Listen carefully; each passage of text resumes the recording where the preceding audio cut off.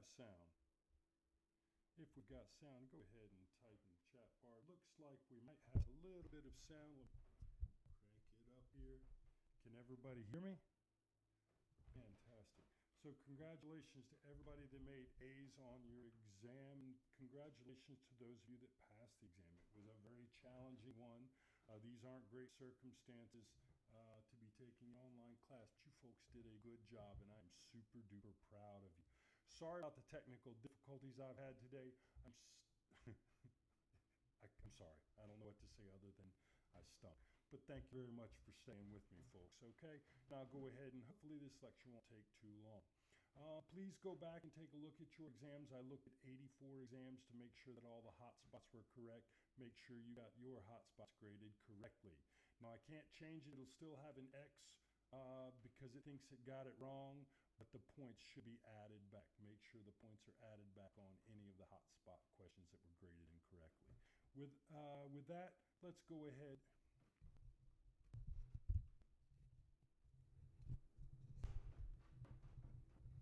How's my audio now? Yeah, it should be a little bit better now. Looks like it's jumping up there a little bit better. Right now? Test, can you hear me? Okay, great. All right, so what we're going to do today is talk a little bit about behaviors. I'm going to go back and revisit the tenets of behaviorism. I'm going to talk a little bit about the operant conditioning model of learning. We'll talk about the different patterns of consequences that lead to different outcomes in operant conditioning. And then I'll try to close it up by talking a little bit about radical behaviorism. So that's what we're going to cover today. All right, let's go back and revisit the behaviorist fundamental principles. Okay, so behaviorism is one research tradition. I suggested to you that there are three research traditions. There's Sigmund Freud's psychoanalytic tradition. There's the cognitive tradition, which focuses on thinking.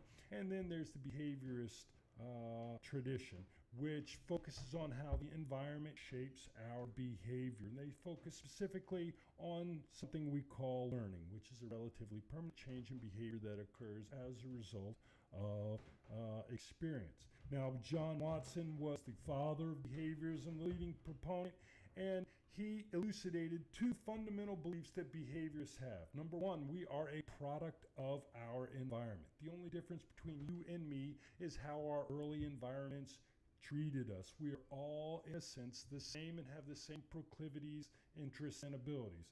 And number two, he argued that consciousness is not, or thinking cannot be measured, so it shouldn't be an object of scientific study. So behaviorists, they were anti-mentalistic and they were also environmentalists. So if you wanted to be a psychologist in the early 20th century, you had to focus on how the environment shaped behavior, and you could not engage in research that related to thinking or cognition. There were people doing that, but they were definitely in the outskirts of the field and not well accepted. Is everybody still hearing me? Now, yesterday I talked a little bit about classical conditioning, which is where we learn to associate environmental cues with reflex responses, right? And so the classic experiment is by Ivan Pavlov, is where he paired the bell or the metronome with the food powder, which would make the dog salivate. And after several pairings of this neutral stimulus with an unconditioned stimulus like food that caused an unconditioned response like salivating to the food, he found that the trigger, the environmental cue, could elicit this reflex behavior. He called this reflex learning. It's been called Pavlovian conditioning or classical conditioning. That's one way in which we learn. Now, in this form of learning, you have a passive learner. And what this says is that you may walk around and you have reflex responses, but you just passively learn to associate environmental triggers with those reflex responses. In operant conditioning, which was championed by a fellow named B.F. Skinner, it was learning by consequences. He suggested that learners are active and we adjust our random behavior based upon consequences so that our behavior no longer becomes non-random. Now, this is going to seem obvious to you, but if you look at the picture here, you'll see behind him, he has these a wall of pigeons. He's there with the wall of pigeons. He's famous for pigeons or his work with the rats. And what was important about this research is he and his colleagues showed how you could train rats and pigeons that we didn't think really had human qualities, how to engage in behaviors that seemed rather human-like. And so his model seemed to suggest that the way that we taught these pigeons and these rats were the same exact way that human beings learned all the complex behaviors that make us so interesting. And you'll see in the corner here is an operant conditioning. Operant conditioning chamber. You know what? Hello, is it any better now? Is it any better now? Is it any better now? Are we getting better? How about this? I'll bet this is awesome. Okay. So what you see here is a Skinner box, or an operant conditioning chamber, where he demonstrated the principles of operant conditioning. Now, he argued that an active learner engages in random behavior that incrementally becomes less random based on environmental consequences.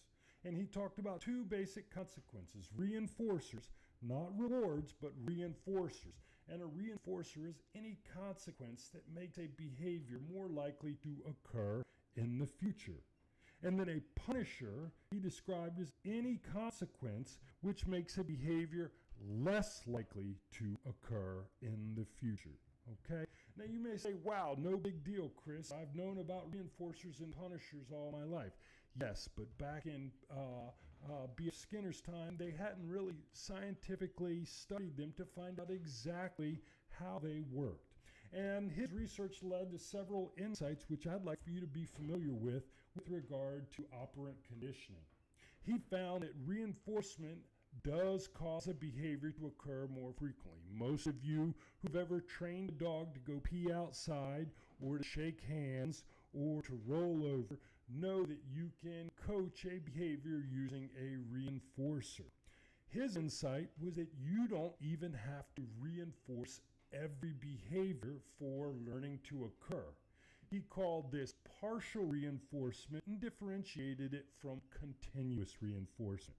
So if you want to teach your dog how to shake hands, you can reinforce that behavior every time, but after your dog is doing it, you don't need to reinforce that behavior every time. Reinforce it every third time, every fourth time. It will still, that dog will still engage in that behavior. Now, the other thing they found was that if you study the speed at which behaviors are extinguished, remember yesterday I suggested to you that learning is a relatively permanent change in behavior. And what that means is that a behavior that is not reinforced will go away. But what Skinner found, something he called the partial reinforcement effect. If you condition a behavior using partial reinforcement, that behavior will be extinguished more slowly than a behavior that is reinforced using continuous reinforcement. I hope that makes sense to you, right? And then he also found that reinforcement is way more effective at creating behavioral change than punishment is. So you can punish an animal for engaging in a behavior, and it won't engage in that behavior as long as you're around, but then it'll go back to that because behavioral desires are pretty powerful, okay? On the other hand, if you reinforce a behavior and teach an animal to engage in that behavior, that learning is going to last much, much longer. How's my sound right now? Is my sound any better? No. He differentiated between the types of reinforcers and punishers. There's lots of different ways that people's behavior is reinforced and punished, and we don't even know it. How about this? Is this better? How about that? Still better? Better? That might be better. All right. Aha. Okay, cool. All right, so he differentiated between reinforcers and punishers, just like I suggested to you. But you know what? You can create something that's reinforcing by adding something or removing something. You can make something a punisher by adding something or removing something. So he talked about positive and negative reinforcers and positive and negative punishers. So a positive reinforcer is when you give something positive to the learner to make them more likely to do the behavior in the future. We're going to differentiate that from a positive punisher, which is where you give the learner something they don't like, which makes them less likely to do the behavior in the future. In both of these situations, you're adding something onto the learner, but one of those consequences that you're adding makes the behavior more frequent, more likely in the future, and the other consequence makes the behavior less likely in the future. So, for example, I have a son, let's call him Z, and I want to shape his academic performance. I want to create an A student. So you know what? I could engage in positive reinforcement. I could make Z, I could give Z $20 every time he makes an A on his report card. I'm adding something to him, and he likes that, so it makes him hopefully engage in the behavior more frequently. How many of you had your parents reward you for making a good grade in class? Did anybody get paid for A's?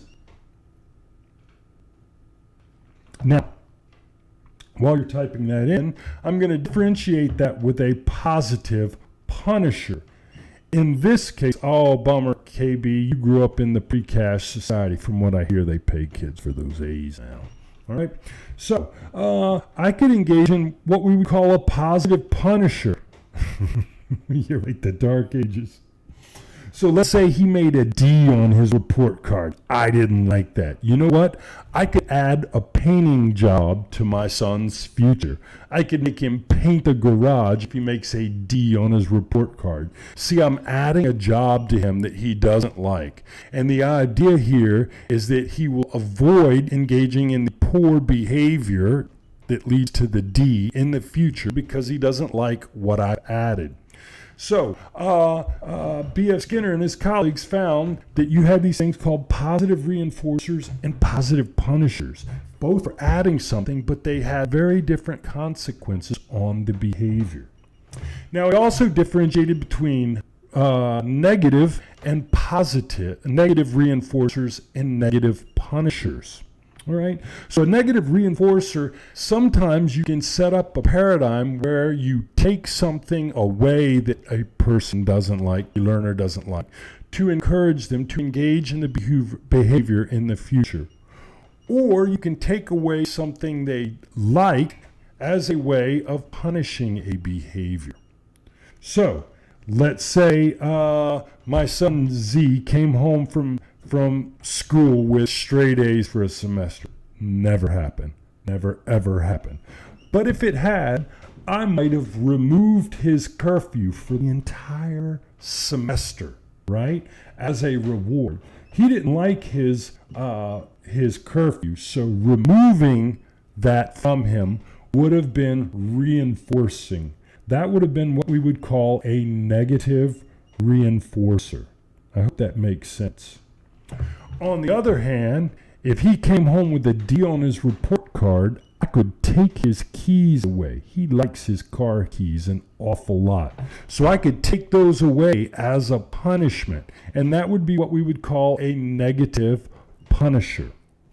Now, what B.F. Skinner found a lot of times is that we don't understand the reinforcers and punishers in our environment. So sometimes we're actually reinforcing children when we think we are punishing them, and sometimes we punish children when we think we're reinforcing them. And he found what he believed was that a lot of behavioral problems occurred because people didn't understand the principles of reinforcement and punishment and how they worked. So some kids don't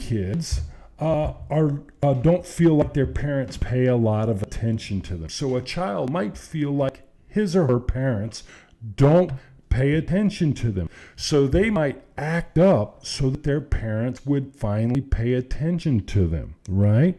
So your kid acts up, you start yelling at them and screaming at them. You think you're punishing them, but the child wanted some attention. So by punishing the child, you're actually giving the child the attention that it might not be getting, right?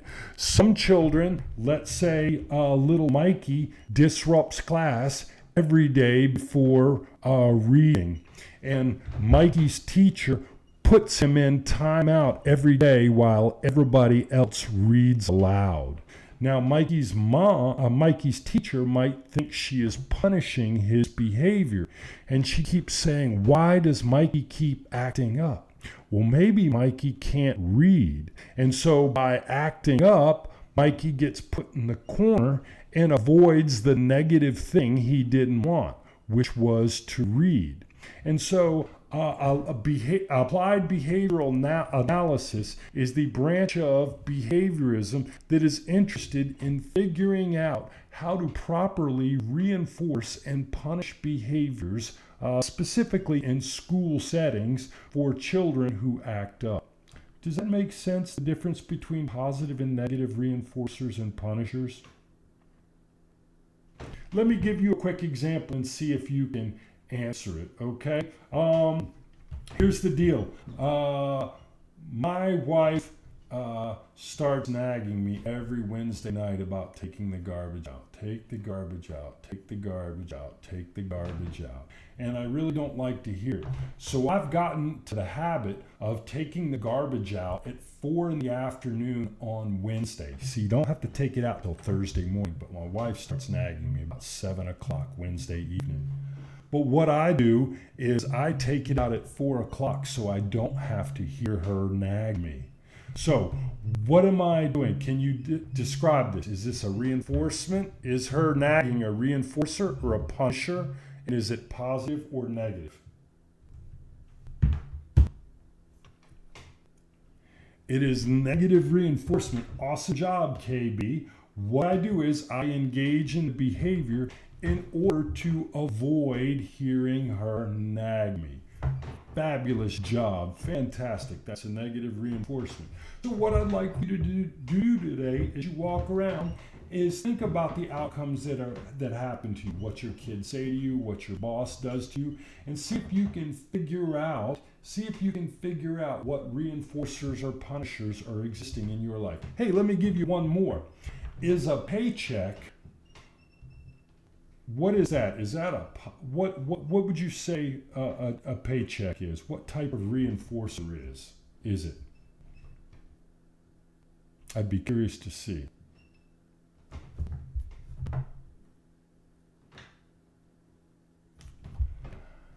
I'm going to let you answer, and while you're answering, I would argue that a paycheck,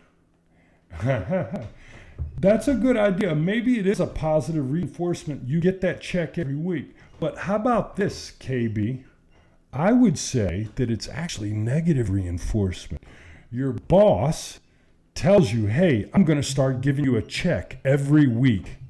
And as long as you do what I want, I won't take that check away. So maybe it's actually negative reinforcement. You engage in the behavior to avoid losing that positive. Maybe. I don't know. Okay. Let's go on. Let's carry on. Let's carry on. Now, here's the deal. Let's talk briefly about this concept called shaping. Here's a problem. Behaviorists think that all behavior is caused by operant and classical conditioning. The problem is, in behaviorism, behaviors have to occur randomly, and then those behaviors are reinforced and punished, and then they remain. So behaviors have to be reinforced. But here's the problem. Complex behaviors do not occur randomly. If people are a product of their environment, then how does the environment shape really, really complex behaviors like driving or reading? Okay, because in operant conditioning, I would have to reinforce you for putting your hands on the wheels. then I would have to reinforce you for putting your foot on the gas and then putting your foot on the brake at the right time, right? And then I would have to reinforce you for cranking up the car. So that's a pretty complex set of behaviors. How do we get from nothing to complex behaviors using operant conditioning? B.F. Skinner coined the concept, or identified the concept of shaping. And what he argued is that what you do in shaping is you get the animal to engage in a behavior which is similar to the behavior, close to what you want. So let's say you want your dog to flip on your light switch at night. Okay, the first thing you have to do is teach your dog to touch a light switch with their nose. And so you might get a light switch and put it on the floor in front of your dog. And when your dog touches it with their nose, you might reinforce that behavior. You might then take that light switch after the dog touches it for a while. You then might wait, your dog will accidentally flip the switch on. You would really reinforce that particular behavior then. After your dog got good at flipping the light switch on, you then might put it on the wall and see if your dog will do it on the wall. And then you might move it up the wall. And in a sense, what you are doing is engaging in a group of successive approximations of behaviors that go from kind of similar to the behavior to incredibly similar to the behavior that you're hoping for. So they have an example in your book. So if you're trying to teach your dog how to surf, you first reinforce the dog for approaching the surfboard. After that, you then try to get them to step on the surfboard. Once they do that, you reinforce that, right? Then once they stand on the surfboard, you try to move it. They're going to jump off a bunch of times, but the first time they stay on it, when you push it, you reinforce that. And then you reinforce them when they finally surf the whole length of the way. And so what you've done is you've reinforced these successive approximations of behaviors that get more similar to your desired behavior. Now, in case you think this is ridiculous, I would like for you to go to your resources folder. I had a short 2-video set. It shows you how a lady trains dogs to turn on the light switches in a house. It takes her less than 45 minutes to do that. Well, that's a good question, KB. You have to reinforce a behavior which is sort of close to what you want. So, for example, let's say I want my dog to get up and walk across the room. Anybody ever seen a dog walk on 2 legs before? How would I get a dog? Most dogs, though, aren't going to get up on 2 legs and walk across the floor the first time. How do you start by training a dog to walk across the floor on 2 legs? What do you do? And yes, you are only room. So what behavior would you start with? Incremental, as with the light switch video. Exactly. So how would you get them to start? You'd first get them to stand on 2 legs, right? After that, you'd then hold the food up a little bit longer so they had to balance on 2 legs. After that, you might hold the food up and pull it ahead of them so they have to take 1 step before they get the food. And you just do it incrementally, shaping by successive approximations. And the crazy thing is, B.F. Skinner could teach pigs to look like they were reading, pigeons to look like they were reading. He could teach animals to do crazy complex behaviors. And if you've ever watched a Hollywood movie with an animal actor or ever been to the circus, you've seen animals do crazy complex things. And what they're doing is they're using the process of shaping to create a complex behavior using successive approximations. Hey, please go to the course resources folder. It's absolutely amazing how quickly and easily this woman shapes a dog's light switch behavior. And she shapes the dog so that she can walk into the apartment and go switch, and the dog will run over and jump up on a chair and flip the light switch for her. It's absolutely amazing.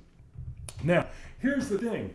B.F. Skinner and his colleagues were so convinced that the environment was the most powerful aspect in shaping human behavior that they began to develop some crazy beliefs that maybe we didn't need any other kind of psychology. They suggested that we didn't need cognition or thinking, and then B.F. Skinner really argued we didn't even need self-awareness or freedom or self-direction, right? So, did you choose, you put on a shirt today, did you choose that shirt, or was that shirt chosen for you?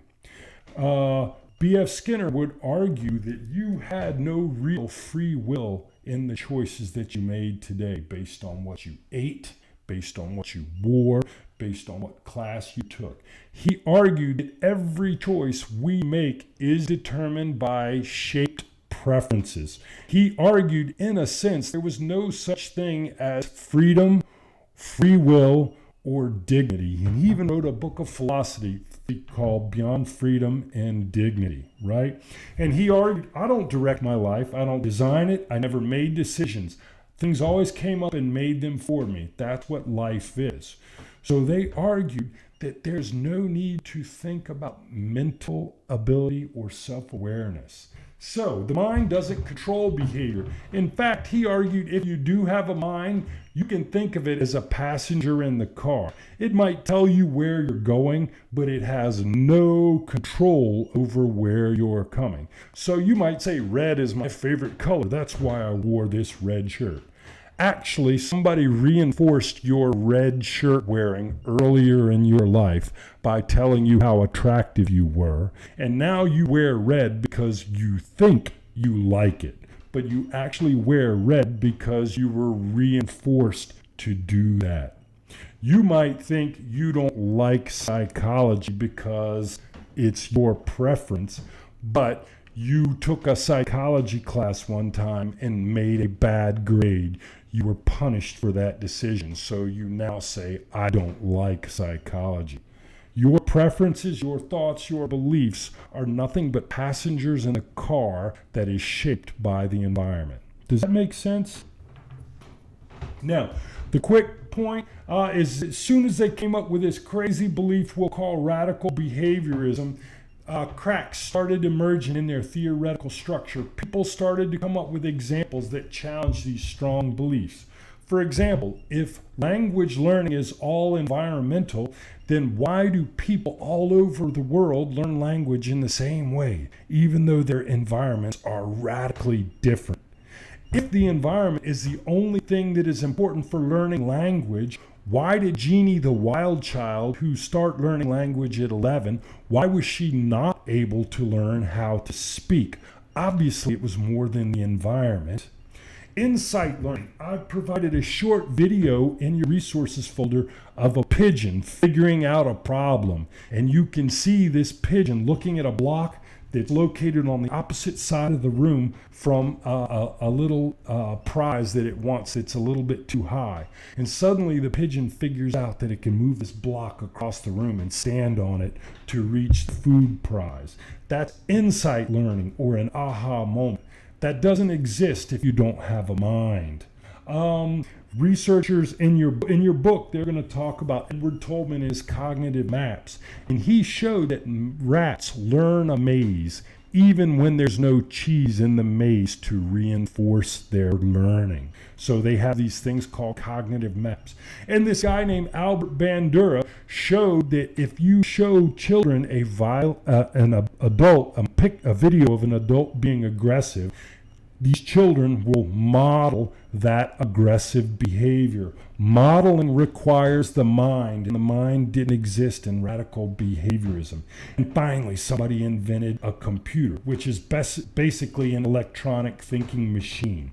And so your book's going to talk about modeling and cognitive maps towards the end of the behaviorism chapter. And what I want you to know is that these were demonstrations that B.F. Skinner and John Watson's belief that the mind wasn't important, these were demonstrations that thinking was limited. Is everybody still with me? If you would, please chime in real quick and let me know that somebody's following. I see I've still got 5 of you, which is great. I appreciate your dedication and hard work today. Okay, so here's how I want to wrap it up. Behaviorism, remember, it focuses on how the environment shapes behavior, and it doesn't focus so much on mental behavior. Right? Now, there are two basic models by which the environment is said to shape our behavior. Classical conditioning, which is reflex learning, learning to associate things with reflex responses. And the second is operant conditioning, which is learning by consequence, where our behavior is shaped by reinforcers and punishers. And I wanted you to know that there are different patterns of consequences. There are positive and negative reinforcers, and there are positive and negative punishers. And the trick to raising a healthy child is to figure out how to positively and negatively reinforce the appropriate behaviors.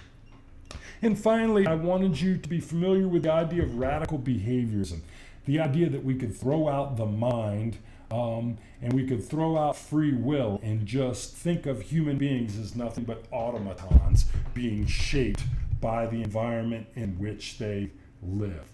So this sort of represents, if you will, the behavioral perspective in psychology. Now, one thing I will tell you in conclusion, behaviorism doesn't exist as an area of specialization because of these particular reasons. However, developmental psychologists talk about reinforcement and punishment. Cognitive psychologists will talk about cognitive and reinforcement and punishment. Clinical psychologists will develop therapies that use reinforcement and punishment. We know that psychological disorders are sometimes classically conditioned. These terms you will find throughout the field of psychology, because even though there is no such thing as a behavioral psychologist, the behavioral perspective weaves its way completely through the science of psychology. Does anybody have any questions? Tomorrow we're going to talk about the invention of the computer and the birth of the cognitive perspective, which is an information processing approach which treats the mind kind of like a computer, and they try to figure out if they can understand the programs that underlie the thinking that human beings engage in. All right, I'm going to go ahead and let you go. It's been great talking to you. I am so sorry for the technical difficulties today. I apologize. Please come back tomorrow and we will have a better lecture. If you don't have any comments, I'm going to say good day, and I will see you tomorrow at 11 o'clock.